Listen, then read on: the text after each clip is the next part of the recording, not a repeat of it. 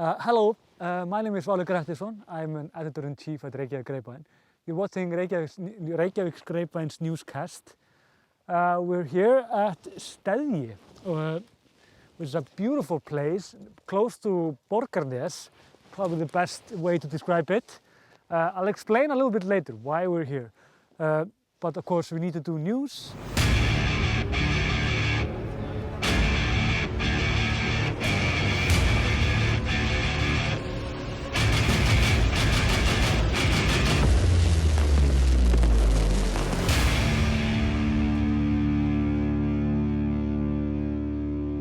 We are still, this third wave is still going strong. It appears to be going down, but it's going very, very slowly down. Just yesterday we had over 80 people with COVID positive, which were COVID positive, and we were talking about 86 people. But the positive thing is that around like 70% of those that got infected, they were in quarantine when they were diagnosed. And this is very good. It means that we are perhaps getting around the virus, around the wave. But right now, Þórólfur Guðnason, our top epidemiologist, he says it's like a critical time. We will now see if we are actually have something to say about this or if it's spinning out of control. And it's not unlikely that this is not, I mean, it's quite a dramatic way to put it. It's not spinning out of control, but it's like it could go worse, and we're hoping for the best, to be honest. So, but also like good news, Þórólfur Guðnason, actually his birthday is today. He's 76 years old, which means that we have had like almost like a online celebration in Icelandic media today. Especially on social media, and there was like this one beautiful video, friends of Þórólfur, that made a song that they sang about him and for him. It's cute. Also, this is perhaps more domestic, but Icelanders have criminals like everyone else. It was dominating the news yesterday that we had a Icelandic man was arrested in Spain for pedophile. He was a pedophile, and he raped his daughter. He was convicted for it in Denmark, and he's been like on the loose and fleeing the laws for a while now. And he was arrested in Alicante in Spain, and it became like international news both in Spain and as well as in Denmark, where he lived for the past like 10 or 15 years and where these offenses happened. Let's hope that he goes to jail. He was, according to the Danish media, he had already been convicted for 10 years in prison. Also, Iceland is off the grey list. I don't know if you heard about this, but there are Icelanders have been quite behind when it comes to surveilling when it comes to washing illegal money. It means that we have regulation has been very slow, and we were put on a grey list, which meant some companies, banks, and so on had harder time getting loans and so on from foreign banks and so on.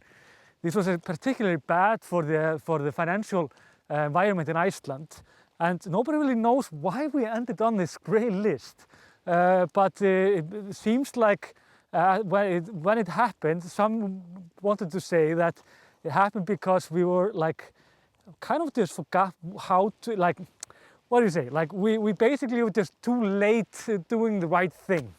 But others say that we did this because we have had some of these cases, like with Samherji in Africa. It's like a fishing company, and they have were delivering money between countries, which are now perhaps there's a bank in Norway that is under investigation because they handled the money for Samherji, and they had to close up on it in the end. So there are like tons of money, which means like seems to be in the gray area, that have been allowed to go between countries, and Icelanders have not been that eager to stop this. But we have now, so we're off this grey list, which is fantastic and good news. Also, we had protests yesterday. It's a different kind of protest that we have seen for the longest time in Iceland, which were like, these were Polish women, a lot of Polish immigrants in Iceland. There are around 20,000, by far biggest group that is immigrants in Iceland.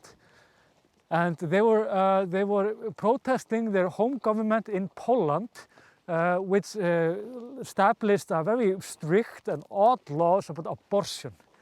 I know this is a touchy subject for a lot of people. Icelanders do not understand this. We allow women to have complete freedom over their own body. So it's like, it's absurd for us to see this. And the same for the Polish women living in Iceland. So it was very nice. I think it was a very strong message from the Polish women that were protesting yesterday. And then the reason we are here in this incredibly beautiful place, I mean, look at this. Look at these mountains here. It's insane to see this. I love this.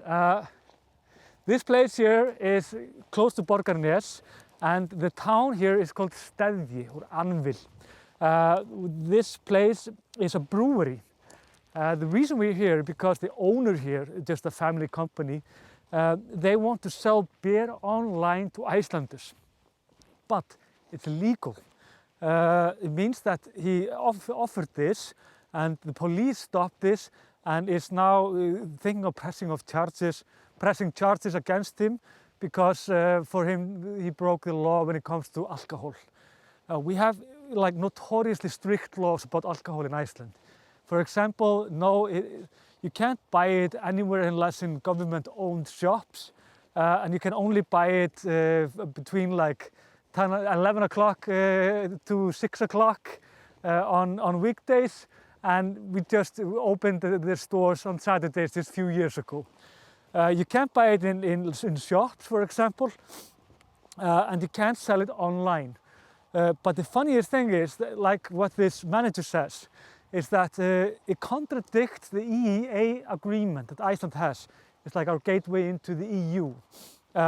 It means that I can buy as much beer as I want to from France, Italy, not UK anymore, of course, but all of the countries that are in the EU, and I can order it to Iceland.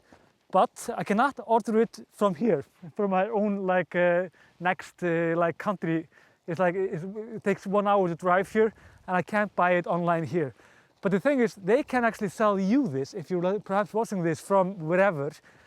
You can actually go to their homepage and buy the beer. So what the manager says is like, this is of course absurd, and it makes no sense. And what we want to do is to change these laws. The positive thing about it is that our Minister of Justice, she wants to change this, and she has a bill to back it up. But the bill is like it happens often with the politicians. Nobody really knows where it is right now. People are thinking about it somehow. But the situation now is dire for like all of these small companies, and all of these small Icelandic breweries are like they are run by families, and it's an honest and beautiful business in some ways, and it's almost the same as if you would go to I don't know, buy straight from farm, like meat or whatever. And you can go to Steðji and just buy fantastic, innovative beer. So it's an odd loss. So we want to go into the farm, into the brewery itself, and talk to the master of brewery, I think it's called. Not even sure. Yeah, let's check it out.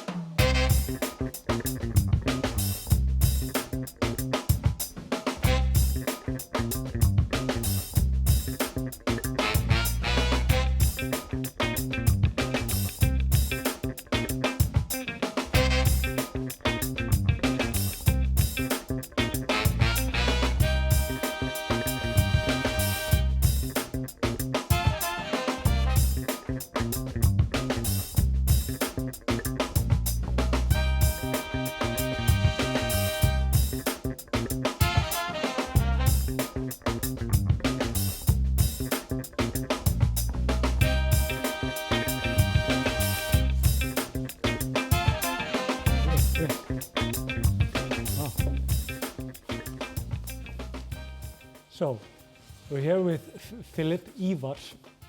It's not like the Icelandic name, although it sounds exactly the same. The only difference is the W in the name, I think. What I want to do is I want to ask them in this beautiful establishment. It's both like you saw right before, like a brewery, but now we're in like a tasting area, if you will. This perhaps just simple question, Philip. It's like you're from Germany, yes. But you've lived here for a while, right? Yeah, 10 years now. 10 years now, yeah. How, like these odd laws about alcohol in Iceland, it's always been very strict. Many tourists actually that come to Iceland think that they can buy beer in stores, yeah. and they even try to get drunk from the light beer and everything. Now we have like these odd laws when it comes to the EEA agreement, and you can't send beer online. How do you feel about it, like as a German living in Iceland, making beer? Well, yeah, the laws, it's like in Germany you can almost buy beer everywhere, even at a petrol station, at all time of the night if you want to. You could order beer online if you want to. Yeah. I mean, even in Iceland, you could order in foreign countries and get it by the post. Yeah. But as a brewery here, we are not allowed to do this. So I think this is quite unfair for the Icelandic breweries, especially in a situation like we have now. We have this tasting room. We live a lot from tourism and people coming in here having bigger tours, which is not possible at the moment. So we have to find a way to keep on living. Yeah. How is it actually? I mean, how has COVID been affecting you? Yeah, well, we had last year a lot of travel agencies coming here, and there was one big agency from Germany that came with 1,800 people over the summer. Mm-hmm. This year they wanted to come again from 10th of May till mid-September. Yeah. They came from mid-July until the quarantine started, so 19th of August. Yeah. And so we had only 400 customers from that. They wanted to come with over 2,000 people. And like all the tourists from the street, there was a time where there were a few coming in. Mm-hmm. We had a few big Icelandic groups after the first COVID wave went down. Yeah. But the tourists did not come back so much, and now it's quite hard. How is it like in the stores? The beer here is actually quite famous in Iceland for being like very inventive in so many ways, and you have like have strong, like not strong flavors, like very complex flavors, could you say? Like, is it popular? Is it selling well in the stores in Iceland and so on? Well, it's not going too bad. We have a bit of a problem. Like last year, our Christmas beers were in 9 and 12 stores. Yeah. And this year we get a distribution of 2 and 4 stores. Nobody really knows why. I think the owner of the brewery spoke to some guy from the parliament, and he spoke to Otjaver, and he said, "I don't understand the system." Nobody really do. We have had the same odd system when it comes to alcohol for such a long time, and it just shows how out of time this is in so many ways. When I could actually order the same beer from France, but not from Borgarnes, where we are now.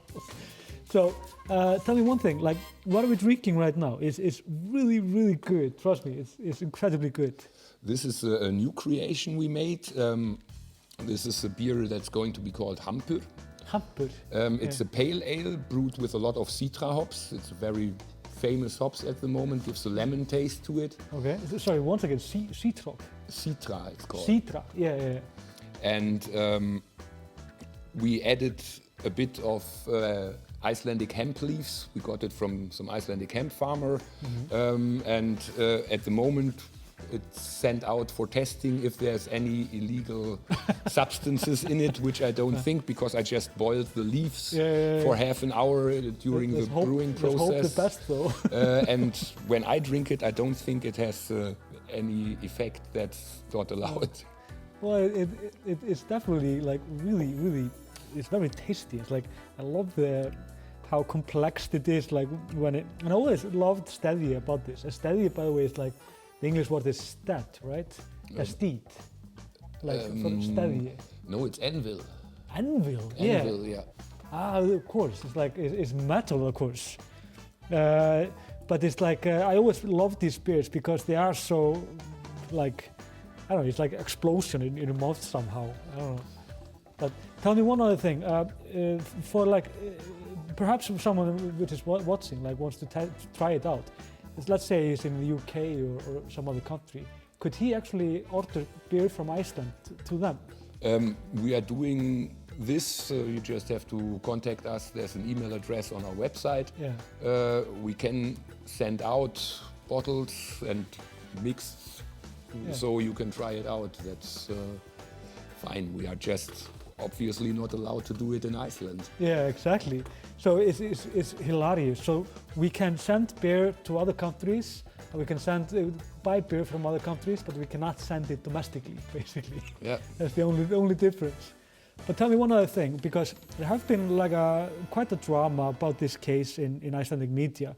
I think mostly because Icelanders are quite tired of these laws.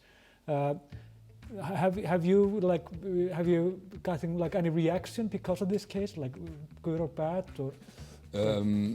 I think that it was the first tour that the owner was doing with the Björnbil, and he said that, like a beer truck. Yeah. Yeah. He said that the resonance was good.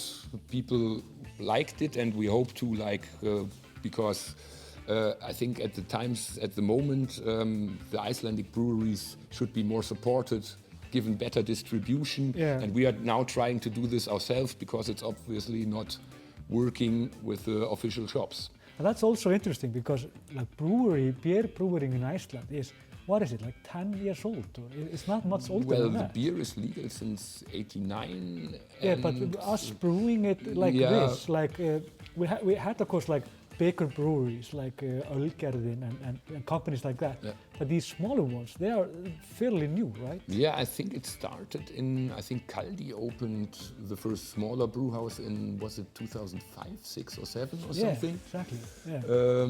And since then, I think now there is around 20 small family-owned breweries. Yeah. All around Iceland. Not all are bottling their beers or selling in the shops. Some are just like having a restaurant and selling it there. And this is one of these family-owned. But it's nice. I think anyway, like all over the world, I like the craft beer revolution. Yeah. I always liked more smaller and regional breweries. You have more interesting tastes. People dare to do more, like putting strange ingredients into the beer, trying out something else. Using older recipes that got a bit forgotten, and I think this is very interesting. And as I see the Icelandic beer market, there's a lot of potential in good beers. Yeah. And this is one of these companies that is like family owned. It's like just a family on a farm that runs this company. But it's got like incredibly popular at the same time. Like, do you think it's the quality of the beer, or is it the tourist boom, or? Well, I think it's also the beers. I think we got like kind of famous or infamous for our whale beer. Yeah. Explain that a little bit, because the whale beer was incredibly interesting. Yeah, well, it's we brewed this beer for the Thora season. I think everybody in Iceland knows what Thora is. Yeah. And we were thinking of what crazy kind of beer can we do with this quite strange food. Yeah. Which food? Yeah, like the Thora food. Yeah. Like the haukat and soured whale fat, sour food, soured ram's testicles. And so we decided to make a beer with over sheep dung smoked whale testicles. I love this. And this went around the world when we did it. A whale testicle, and it tastes actually pretty well. I mean, it should not be disgusting. It's I wouldn't get drunk by it, but like I wouldn't buy like a case of it. But it's probably not a beer that you drink the whole evening. No. But with the Thora food, exactly. it fits like very nice. And and the Thora a lot of people, like when I offer the beer to taste it, they look a bit shocked, and then they try it, and then they say like, okay, that's really good. Yeah, exactly. It's like another shock. Like, okay, that actually makes sense. And also like with this food, it's like when you eat the shark actually at Þorri, then we used to always drink like Icelandic brennivín, which is absolutely disgusting, and I hate brennivín. But I like some alternatives like the dark beer, exactly. Yeah. So it's incredible that we haven't done it before. Okay, I think this is enough. We are, I think I just want to remind you on like High Five Club, and you know how that goes. Like and subscribe and follow us on social media. I just want to thank Philip, of course, for inviting us, giving us this incredibly good beer. Keep in mind that you can go to steðji.is if you want to order this beer. You could actually order it and just get it home. Not sure what did you say it was called? Hampur. Hampur, yeah. But it's not for sale like straight like right now. But he has a lot of other beers, of course. That's it for me. And yeah, cheers. Thank you. Cheers. Skál. Skál.